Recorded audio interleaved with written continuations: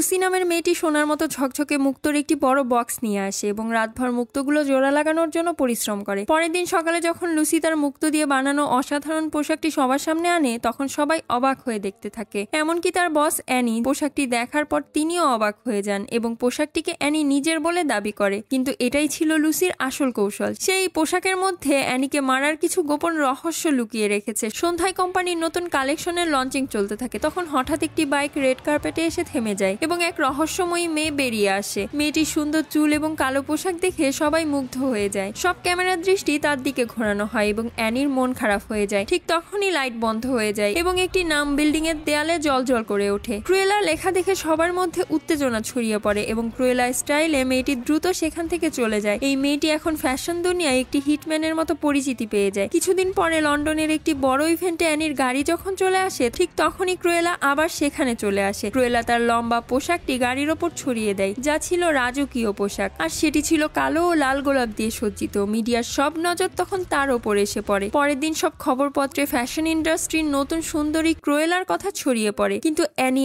এত সহজে হার মানার মানুষ নয়। অ্যানি তখন পুলিশকে ক্রুয়েলার বিষয়ে তথ্য সংগ্রহের নির্দেশ দেয়। তবে ক্রুয়েলা এত চালাক ছিল যে পুলিশও কোনো সূত্র পায় না। এদিকে ক্রুয়েলা তার আসল পরিচয় লুকিয়ে কোম্পানিতে কাজ করে এবং পরবর্তী চাল প্রস্তুত করতে থাকে। অ্যানি এখন তার উপর সন্দেহ করতে শুরু করে। অ্যানি তখন লুসিকে জিজ্ঞেস করে কেন সে তার আসল ক্ষমতা লুকিয়ে রাখে। লুসি বলে এই সব কিছু আমি ফাঁকা সময়ে করি। অ্যানি বিরক্ত হয়ে বলে তোমার সময়, তোমার ডিজাইন, তোমার আত্মা সবই আমার। পরের সপ্তাহে ফ্যাশন শোতে অ্যানি সেই পোশাক পরে প্রবেশ করে যা লুসি ডিজাইন করেছে। ঠিক তখনই বাইরে একটি আবর্জনার ট্রাক এসে থেমে যায়। ট্রাকের ঢাকনা খুলে পোশাকের গাদা নিচে পড়ে যায়। হঠাৎ নতুন এক স্টাইলে ক্রুয়েলা উঠে দাঁড়ায়। এটাই তার স্টাইল। তারপরে সে আবর্জনার ট্রাকে উঠে পড়ে। ট্রাক এগিয়ে যাওয়ার সময় দেখা যায় যে কাপড়ের গাদা আসলে 15 মিটার দীর্ঘ একটি পোশাক ছিল এবং ক্রুয়েলা গাড়ির ওপর দাঁড়িয়ে হাসতে থাকে। ক্যামেরার লোকজন তখন অবিরত ক্রুয়েলার ছবি তুলতে থাকে আর ফ্যাশন শো এর আয়োজনকারী অ্যানি রাগে কাঁপতে থাকে। তখন ফ্যাশন হাউসের দাম দ্রুত কমতে শুরু করে। অ্যানি চায় ক্রুয়েলাকে কারাগারে পাঠানো হোক, কিন্তু